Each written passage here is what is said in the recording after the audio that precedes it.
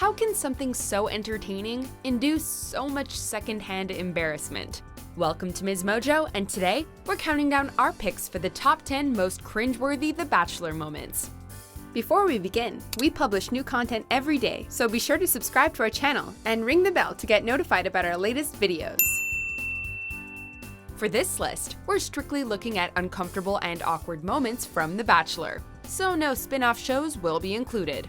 If you're looking for a moment that appeared on The Bachelorette, be sure to check out our video of the top 10 most cringeworthy The Bachelorette moments. Number 10, Jasmine chokes Nick. It makes me so upset and frustrated. I'm like so mad at him because I like him so much, but I want to like choke him right now. Generally, people try to show the best side of themselves when dating, but the pressure cooker that is a reality TV show often brings out the worst side. At least that's what we'd like to use as an explanation for Jasmine's behavior. It makes me upset. I want to choke you so bad. I'll put you in the Sensing that they weren't really connecting, Jasmine tried to force Nick to give her an answer on why he wasn't choosing her for any one-on-one dates. In one of the show's most bizarre confrontations, she told him she wanted to put him in a chokey, and seemed surprised when he said that no one had ever put him in one. Better put you in the chokey. Now is the name for it? Chokey, go like this. Yeah. Do you want me to show you? No, not even a Get on top of you, like shadow you, and like. Nick awkwardly laughed throughout the encounter, probably the only correct response. You never gotten chokey before? No girls ever did that to you? No. Okay, great. I'll be the first. Is that your thing? You want me to do it right now? No. No, I won't do it right now. Not into I'll save that. it. Okay, you save it. Number 9, Jesse's rose fail. Dating 25 women at once sounds like a dream to most, but realistically, it has to be a nightmare to remember all those names. Katie. Man. Most definitely, yes. Kudos to all the bachelors and bachelorettes who have that skill down packed, but it's surprising more don't flub names like Jesse did when he confused Katie and Karen at a rose ceremony. Chris, I need to talk to you real quick. It was such an embarrassing moment for all parties when Jesse had to step out and admit his mistake to a stone-faced Chris Harrison. I forgot her name. That wasn't the girl I wanted to give it to. It's the Karen. I said Katie. Jesse walked back into the ceremony with his tail between his legs and offered to let Katie stay before calling the right girl. Katie, I accidentally called out the wrong name, but I would like to extend to you the option of staying. I'll stay and see how things go. Sure, thank you. Number 8, Robyn flips for Lowe. It's crucial to make a great first impression on night 1, but in the quest to make themselves stand out for the right reasons, things can easily go wrong. Oh no! Take the instance of Robyn H., who tried to do a backflip for Bachelor Sean to make a memorable entrance. Oh, are you okay? Oh, I got so nervous! But doing gymnastics in a long gown isn't the most well thought out plan, and after landing one wobbly flip, she fell as soon as she transitioned into the second. Are you okay? Perfectionist of this. That is so embarrassing. Robyn's nerves clearly got the best of her as she whined, "I got so nervous," making the whole thing that much more cringy to witness. That is definitely gonna leave a lasting impression. Number 7, Andi takes down Juan Pablo. Juan Pablo was arguably the worst bachelor, given his general indifference to most of the women and his overall disrespect of the whole process. You know, I realized that I wasn't in love with you. And that I wasn't going to be. A few women from his season tried to tell him off, but none did so more effectively than Andi when she told him that she wasn't in love with him. Instead of really hearing her or connecting emotionally, Juan Pablo proceeded to tell her it's okay numerous times. You don't know why I'm nervous about you meeting my family, because all your responses is, it's okay, it's okay. Everything's always, it's okay, and I want to die if I have to hear it's okay again. Like, I can't handle it. It's okay turned out to be fighting words, and Andi laid into him on how it really, really wasn't okay. We don't think it's okay has ever been met with that much vitriol. The difference between being honest and being be honest, like, there is. Okay, fine. Is that how you see it? Okay. Number 6, Jillian takes a tumble. Rose ceremonies are by far the most dramatic parts of an episode, and it's clear to see everyone's nerves on display. Julia. Sorry. That's why it was mortifying to watch when Jillian thought Chris called her name to accept his rose. He really said Julia, and when she realized that, she tried to walk back to her spot, and in the process, she tripped over the rug.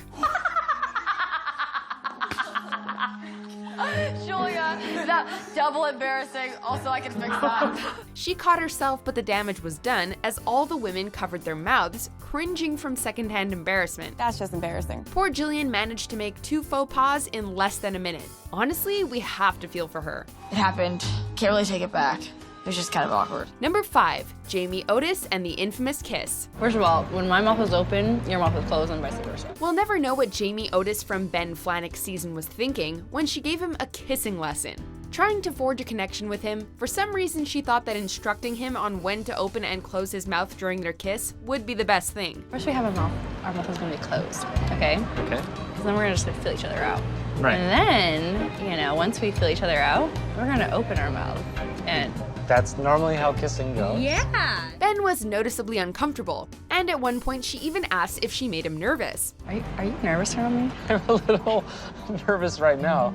I don't know how this is gonna go anymore. He tried to be a good sport about it, but the whole thing was just too weird, and he broke their lip lock as soon as it started.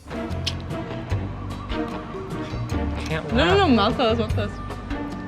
Mouth closed. Good thing no one else has tried to pull this move again.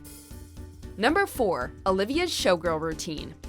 It can be said that a lot of the show's group dates are really just ways to make the contestants embarrass themselves. But Olivia's showgirl routine really takes the cake both literally and figuratively. While in Vegas, the women had to perform a talent to impress Ben, and Olivia decided to perform a showgirl routine where she jumped out of a cake and danced.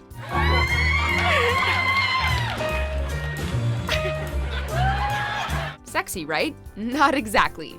Olivia was clearly uncomfortable as she stumbled out of the cake and shuffled along the stage in a sequined bikini and feather boa. Ben was flustered watching her performance and covering his face from the audience. Not exactly the reaction you want from the guy you're dating. Number 3, Arie and Becca's uncomfortable televised breakup. Arie's season of the show wasn't considered one of the more memorable ones. However, he more than made up for it during the finale. After proposing to Becca, he changed his mind and decided that he needed to break up with her on national TV so that he could be with his runner-up, Lauren. The more I hung out with you, the more I felt like I was losing the possibility of maybe reconciling things with Lauren. Unsurprisingly, Becca took the news pretty hard and asked for him to leave her alone multiple times. Ignoring her requests, Arie wouldn't leave her alone and kept on trying to talk to her and ask for a hug. Are you kidding me? The whole thing went on for an excruciating amount of time, and it was borderline torture to watch. Number 2, Jake and Vienna's breakup special. Together for the first time since their breakup. Let's bring her out. Vienna, why don't you come out and join us? Jake and Vienna have to be one of the most hot mess couples to come out of this franchise, so it's not a surprise that their breakup was a dramatic spectacle deserving its own special. Why are you raising your voice?